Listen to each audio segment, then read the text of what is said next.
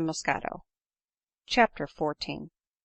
As soon as Adeline beheld Glenmurray, "See," she exclaimed in a hoarse and agitated tone, "there is my letter to my mother returned unopened, and here is a letter from Dr Norberry which has broken my heart. However, we must go to England directly." The letter was as follows: "You have made a pretty fool of me, deluded but still dear girl. You have made me believe in forebodings, and be hanged to you. You may remember with what a full heart I bade you adieu, and I recollect what a devilish queer sensation I had when the park gates closed on your fleet carriage. I swore a good oath at the postillions for driving so fast, as I wished to see you as long as I could. And now I protest that I believe I was actuated by a foreboding that at that house and on that spot I should never behold you again." Here a tear had fallen on the paper, and the word "again" was nearly blotted out. "Dear lost Adeline, I prayed for you too. I prayed that you might return as innocent and happy as you left me. Lord have mercy on us, who should have thought it! But this is nothing to the purpose, and I suppose you think you have done naught but what is right and clever." He then proceeded to inform Adeline, who had written to him to implore his mediation between her and her mother, that the latter had sent express for him on finding but the hasty scrawl which came the day after Adeline's departure from the farmhouse, that she had eloped, and who was the companion of her flight; that he found her in violent agitation, as Sir Patrick, stung to madness at the success of his rival, had, with an ingenuous worthy, a better cause, avowed to her his ardent passion for her daughter, his resolution to follow the fugitives, and by every means possible separate Adeline from her lover; and, after having thanked Lady O'Carrol for her great generosity to him, he had taken his pistols, mounted his horse, attended by his groom, also well armed, and vowed that he would never return unless accompanied by the woman whom he adored. "No wonder, therefore," continued the doctor, "that I was an unsuccessful advocate for you, especially as I was not inclined to manage the old bride's self-love; for I was so provoked at her cursed folly in marrying the handsome profligate, that if she had not been in distress I never meant to see her again. But, poor silly soul, she suffers enough for her folly, and so do you; and for her affections and her self-love, being equally wounded by Sir Patrick's confession, you are at present the object of her aversion. To you she attributes all the misery of having lost the man on whom she still dotes, an old blockhead; and when she found from your last letter to me that you are not the wife but the mistress of Glenmurray (by the by, your letter to her from Lisbon she desires me to return unopened), and that the child once her pride is become her disgrace, she declared her solemn resolution never to see you more, and to renounce you for ever. Terrible words, Adeline! I tremble to write them. But a circumstance has since occurred which gives me hope that she may yet forgive and receive you on certain conditions."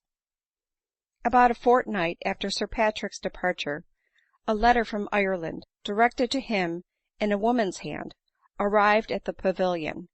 Your mother opened it, and found it was from a wife of her amiable husband, whom he had left in the north of Ireland, and who, having heard of his second marriage, wrote to tell him that unless he came quickly back to her, she would prosecute him for bigamy; and as he knew very well that undoubted proofs of the marriage were in her possession. At first this new proof of her beautiful spouse's villainy drove your mother almost to frenzy, and I was again sent for; but time, reflection, and perhaps my arguments, convinced her that to be able to free herself from this rascal for ever, and consequently her fortune, losing only the £10,000 which she had given him to pay his debts, was in reality a consoling circumstance.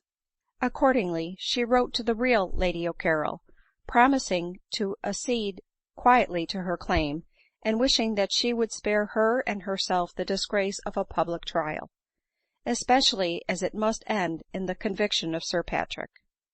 She then, on hearing from him that he had traced you to Falmouth, and was going to embark for Lisbon when the wind was favorable, enclosed him a copy of his wife's letter, and bade him an eternal farewell. But be not alarmed lest this insane profligate should overtake and distress you. He is gone to his final account. In his hurry to get on board, overcome as he was with the great quantity of liquor which he had drunk to banish care, he sprung from the boat before it was near enough to reach the vessel. His foot slipped against the side, he fell into the water, and going under the ship, never rose again. I leave you to imagine how the complicated distresses of the last 3 months, and this awful climax to them, have affected your mother's mind. Even I cannot scold her, now for the life of me. She is not yet, I believe, disposed in your favor. But were you here, and were you to meet, it is possible that, forlorn, lonely, and deserted as she now feels, the tie between you might be once more cemented. And much as I resent your conduct, you may depend on my exertions. O Adeline, child of my affection, why must I blush to subscribe myself? Your sincere friend, J.N. Words cannot describe the feelings of anguish which this letter excited in Adeline, nor could she make known her sensations otherwise than by reiterated requests to be allowed to set off for England directly, requests to which Glenmurray, alarmed for her intellects, immediately assented. Therefore, leaving a hasty note for the Douglases, they soon bade farewell to Perpignan, and after a long laborious journey, but a short passage, they landed at Brighton.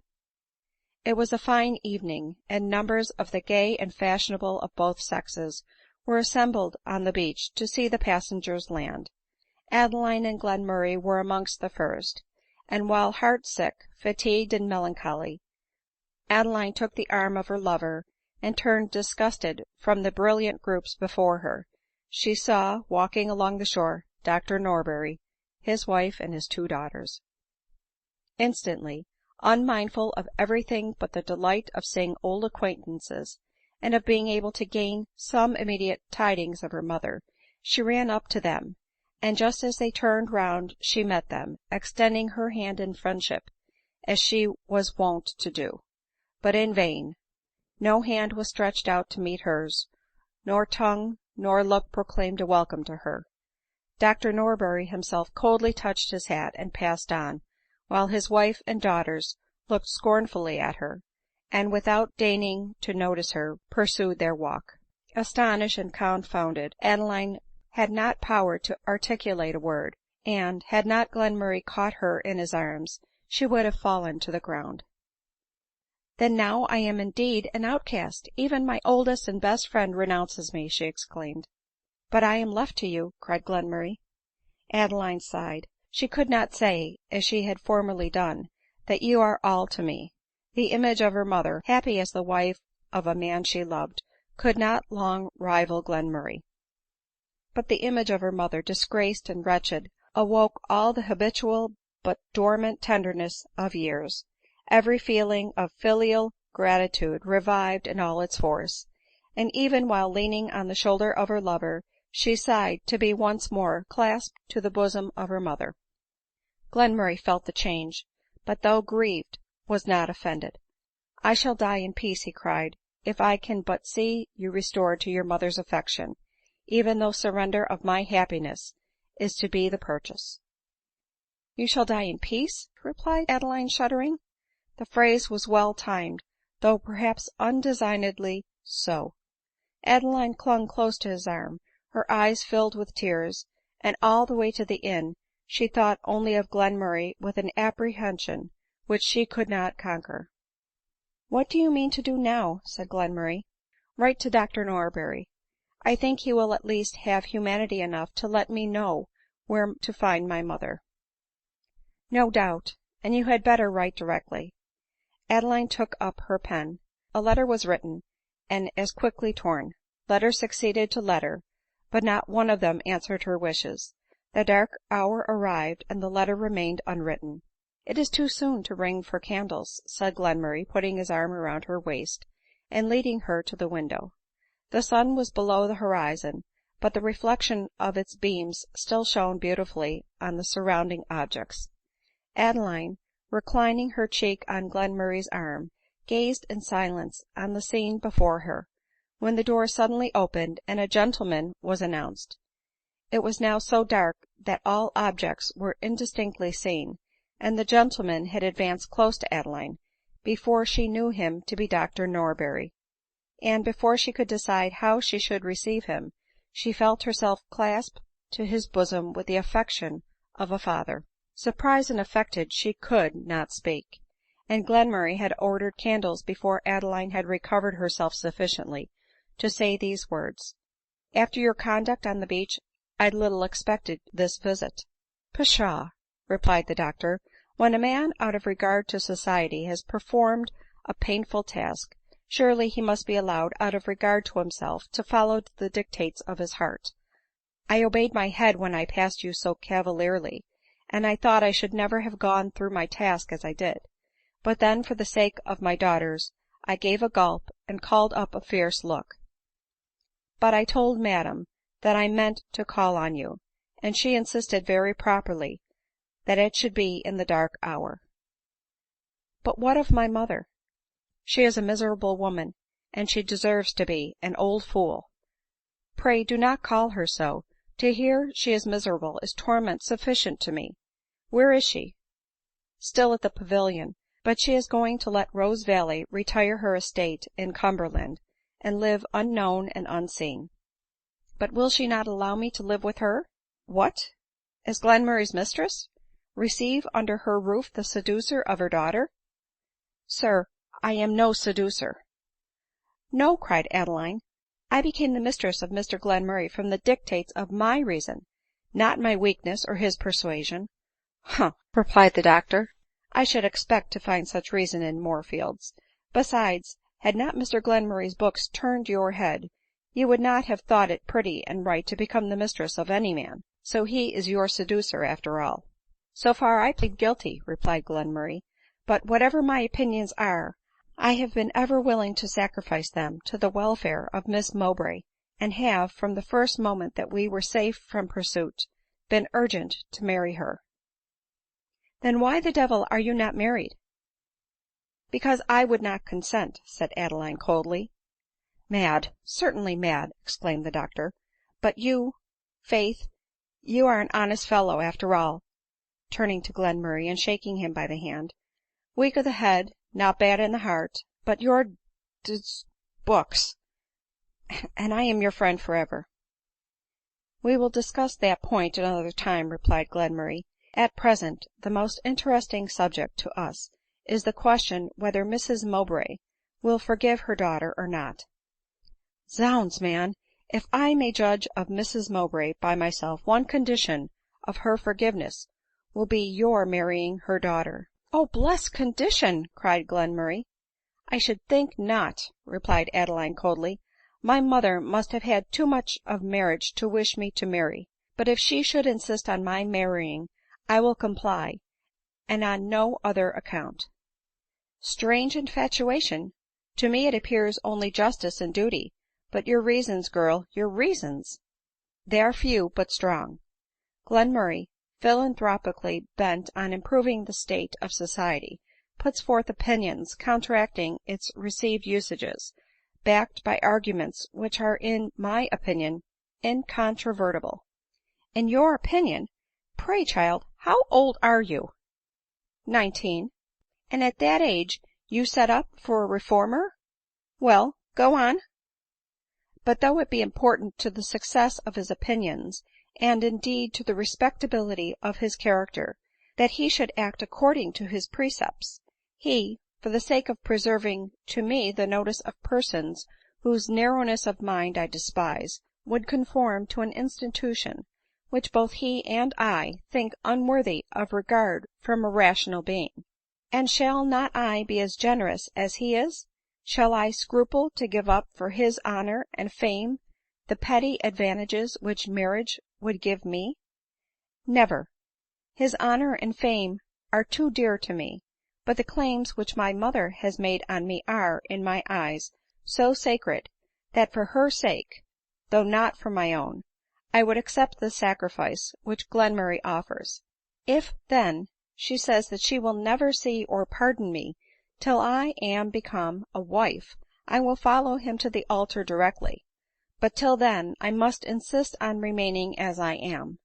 It is necessary that I should respect the man I love ; and I should not respect Glenmurray were he not capable of supporting with fortitude the consequence of his opinions, and could he, for motives less strong than those he avows, cease to act up to which he believes to be right. For never can I respect or believe firmly in the truth of those doctrines, the followers of which shrink from a sort of martyrdom in support of them." " O Mr Glenmurray !" cried the doctor, shaking his head, " what have you to answer for ?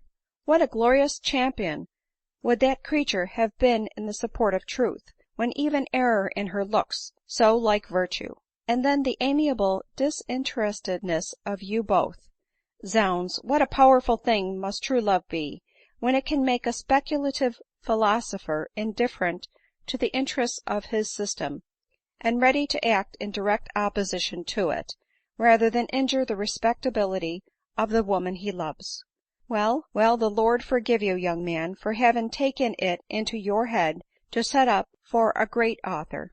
Glenmurray answered by a deep drawn sigh, and the doctor continued, " Then there is that girl again, with a heart so fond and true, that her love comes in aid of her integrity, and makes her think no sacrifice too great, in order to prove her confidence in the wisdom of her lover ; urging her to disregard all personal inconveniences rather than let him forfeit, for her sake, his pretensions to independence and consistency of character." " 'Sdeath, girl, I can't help admiring you ; but no more I could a Malabar widow, who, with fond and pious enthusiasm, from an idea of duty, throws herself on the funeral pile of her husband. But still I should think you a cursed fool, notwithstanding, for professing the opinions that led to such an exertion of duty. And now here you are, possessed of every quality both of head and heart to bless others and to bless yourself, owing to the foolish and pernicious opinions — here you are, I say, blast in reputation in the prime of your days, and doomed, perhaps, to pine through existence in — Pshaw ! By the Lord I can't support the idea," he added, gulping down a sob as he spoke, and traversing the room in great emotion. Adeline and Glenmurray were both of them deeply and painfully affected, and the latter was going to express what he felt, when the doctor, seizing Adeline's hand, affectionately exclaimed, " Well, my poor child, I will see your mother once more. I will go to London tomorrow ; by this time she is there, and you had better follow me. You will hear of me at the Old Hummums, and here is a card of address to a hotel near it, where I would advise you to take up your abode." So saying, he shook Glenmurray by the hand, when, starting back, he exclaimed, " Adzooks, man, here is a skin like fire and a pulse like lightning. My dear fellow, you must take care of yourself." Adeline burst into tears. " Indeed, doctor, I am only nervous." " Nervous ! What, I suppose you think you understand my profession better than I do ? But don't cry, my child ; when your mind is easier, perhaps he will do very well ; and as one thing likely to give him immediate ease, I prescribe a visit to the altar of the next parish church." So saying he departed, and all other considerations were again swallowed up in Adeline's mind by the idea of Glenmurray's danger.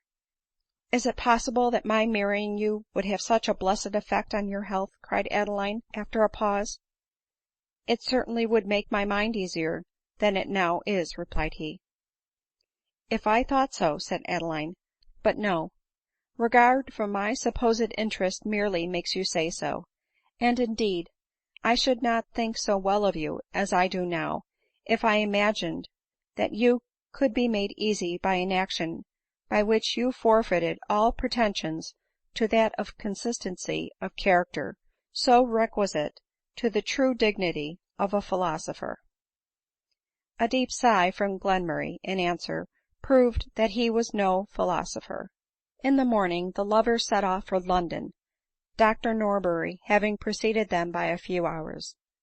This blunt but benevolent man had returned the evening before slowly and pensively to his lodgings, his heart full of pity for the errors of the well-meaning enthusiasts whom he had left, and his head full of plans for their assistance, or rather that of Adeline.